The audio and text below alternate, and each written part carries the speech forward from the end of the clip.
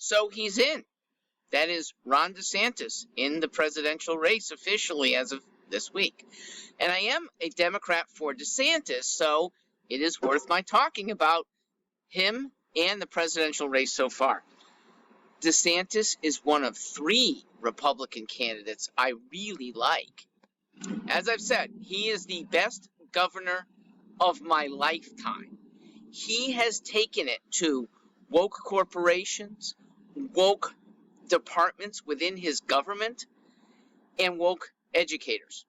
This is a good governor, and I'd like him to stay there and keep making Florida better and allowing other states to start to emulate Florida, and some have already. DeSantis has taken the lead on a lot of things.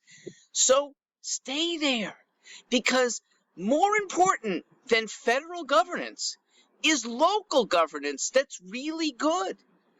And I thus hope that DeSantis will find a reason to, with dignity, not stay in the presidential race that long.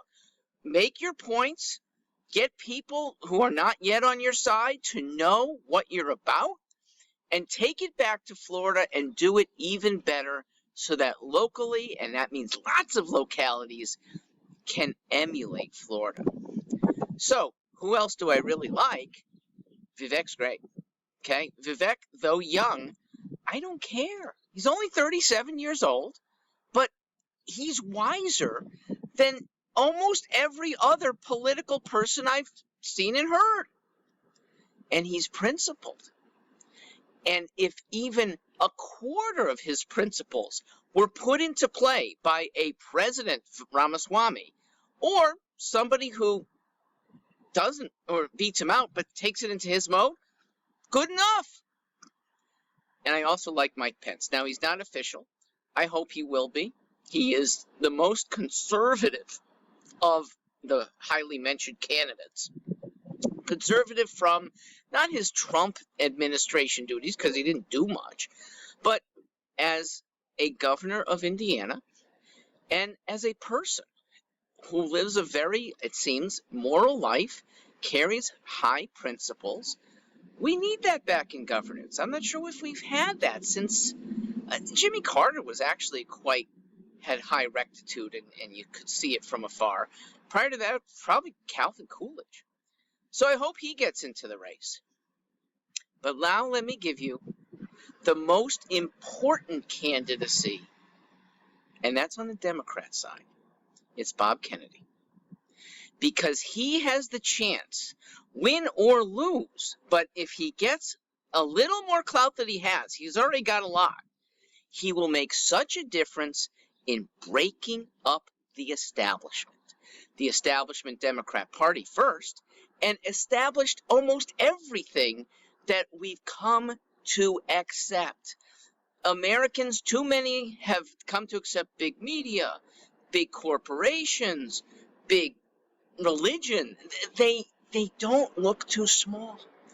Bobby Kennedy excoriates big, and he's put it into practice because his prior legal career was generally to bust down the predations of big corporations. This is very good.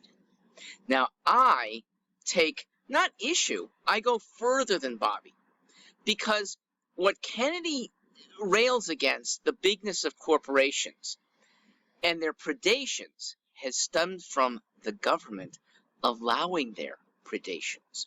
The ties that businesses have made with government have gotten so strong, and it's allowed them to get away with abusing their workers, abusing consumers, abusing small competitors. Abusing might be the wrong word there, because small competitors, have it tough. But when legislation is made at the behest of corporations, when regulations are enforced against some but not others at the behest of big corporations, when there's kind of a revolving door between business and government appointments, big business anyway, it sells out the average American person. So where I'd like to see a focus is a candidate who wants to go after the government's largesse, the government's power. And the candidate who would roll that back first, because that's primary, helps put corporations into their proper place, which isn't political in the first place. Sell your services, sell your goods on a free market.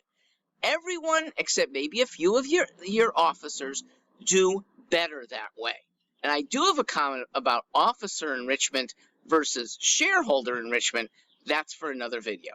Hats off to all 4 of those candidates. Good men. I hope they all thrive. Again, DeSantis back in Florida, and then he could be a kingmaker, okay? If he hadn't gotten in or doesn't stay in long and points to, hey, one of those people is better, he'll have that power. And if things are still really bad in 2032, the guy will only be 51 years old. He could run again. Thanks for listening here. I'm Mark Stewart.